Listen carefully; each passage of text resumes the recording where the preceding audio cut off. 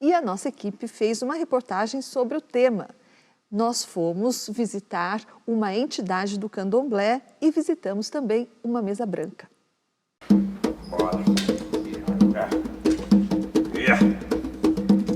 Me chamo Catatumba, sou escravo de Ogunjá.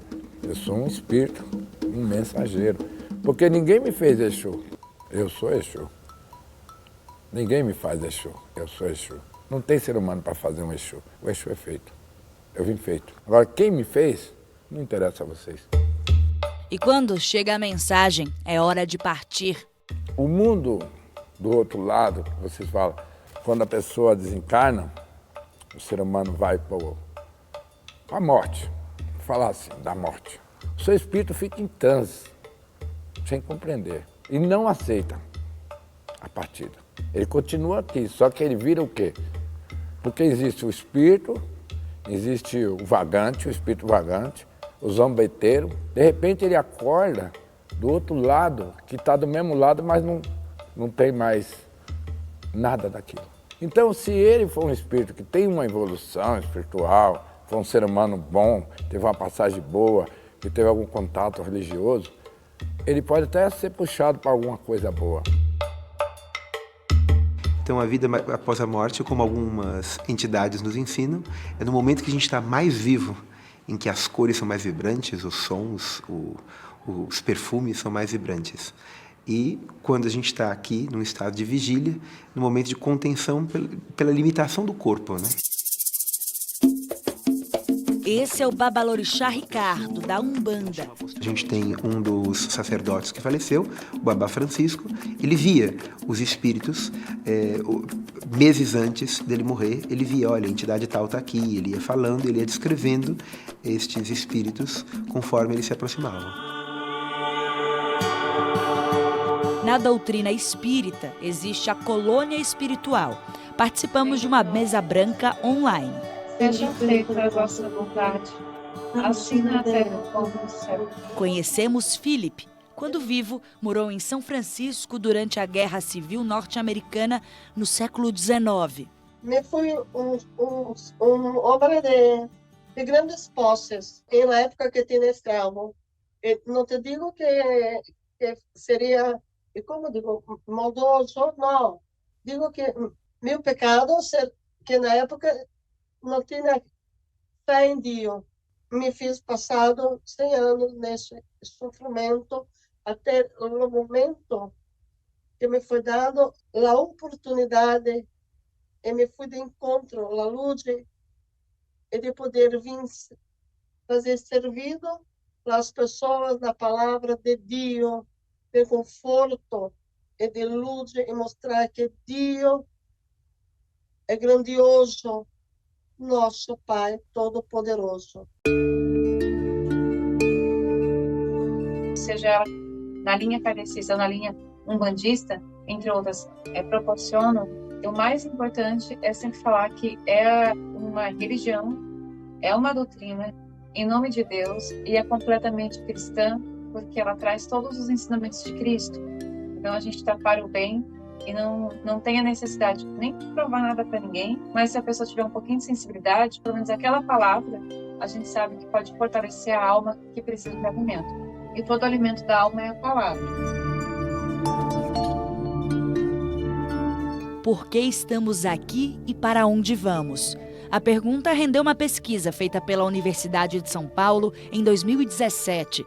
51% acredita na imortalidade, 48% na vida após a morte e 27% tem a certeza de que os mortos podem se comunicar. Deus se manifesta com várias faces. Como você reconhece essa face é como você percebe Deus, como você se percebe. Então, para a gente, se a gente tiver a possibilidade de ver, de sentir uma energia que é muito diferente do que a gente projeta como Deus, não necessariamente a gente reconheça Deus.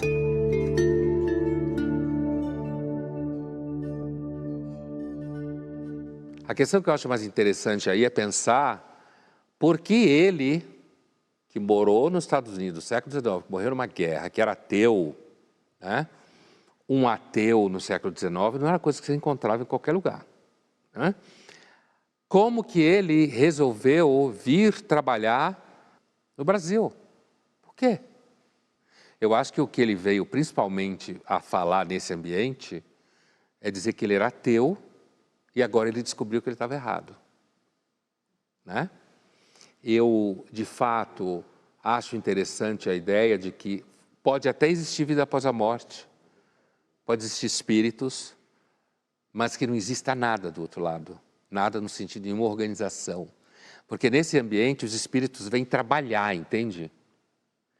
Eles vêm fazer eles encarnam para ajudar os seres humanos. Apesar de que você tem casos de espíritos que encarnam porque são atormentados. E então ele precisa trabalhar tanto para o mundo dos espíritos, quanto trabalhar para ele, quanto trabalhar para quem está vivo. Tá, isso faz parte da sua crítica ao espiritismo que uma espectadora comentou comigo. Ela também é leitora da sua coluna na Folha, e ela diz que, assim como você acabou de falar, esse espírito veio trabalhar, esse espírito continua trabalhando, esse espírito continuou tomando aulas de línguas, e ela reitera que, de fato, no espiritismo você carrega hábitos e crenças e desejos da sua vida terrena. Nisso os espíritas acreditam. Mas ela fica aborrecida com o fato de que você, Pondé, sempre trata os espíritas, ou os que acreditam no espiritismo, como pessoas que têm uma crença infantil. E ela se aborrece com isso, porque ela diz, afinal de contas, o fato de você acreditar que você leva junto com você para outro plano os seus desejos, suas crenças, eventualmente até seus instrumentos de trabalho, isso não é tão diferente e tão mais absurdo que muitas outras crenças pregam. Por que o espiritismo seria mais infantil? Eu começaria dizendo que ela, provavelmente, que me lê e tal, ela deve saber que eu trato as religiões com muito respeito. Começa aí a questão, né? Pelo simples fato que uma pessoa que não acredita, que não tem fé, não é garantia de que ela esteja certa, né? Então, eu já conversei, o Exu que esteve aqui conosco, eu volto à sua pergunta, eu já conversei com ele, mais de uma vez. Ele me conta histórias de quando ele estava encarnado. Na hora que eu estou conversando com ele ou com qualquer outro que eu já conversei, não me interessa a minha crença. Eu não estou preocupado em dizer, você é mentiroso, né? Então, no caso dele, do Exu, Catatumba, que é o nome dele, no caso dele, ele está dentro de um sistema religioso fechado, que está vinculado a cultos africanos antigos. Então, ele é Catatumba, viveu no Nordeste, mas ao mesmo tempo ele é um Exu, que é um orixá. Isso é uma construção cultural que a gente pode entender, como muitos estudiosos de religião entendem, que ela é uma construção cultural que acolhe o sobrenatural, para quem acredita nisso. Acolhe, organiza, media. Então, eu, na verdade, não estou preocupado, porque eu nem posso provar que nada disso existe. Por que eu acho que o espiritismo é um tanto infantil? Porque o espiritismo é positivista. O Kardec, que é o nome do guia espiritual que o Denisar assumiu, o Kardec, ele é alguém que queria codificar cientificamente uma crença muito antiga, né? Quando você fala, por exemplo, que a gente leva a memória para o outro universo espiritual ou desejos, a pergunta a ser respondida por quem acredita nisso, onde fica essa memória? Já que não tem cérebro. Onde está o desejo?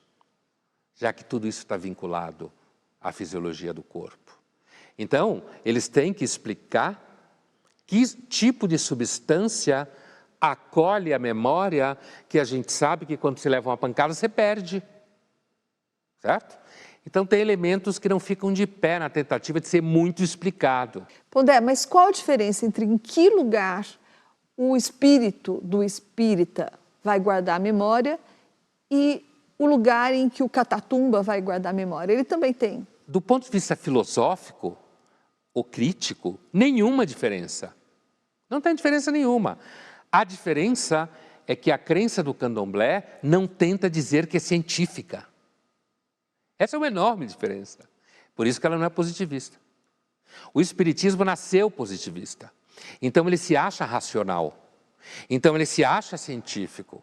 E ele acha que quando ele abraça o dualismo e fala que a memória não está no corpo e o espírito leva... Por que você tem que dizer que tem que levar a memória? Senão não tem identidade.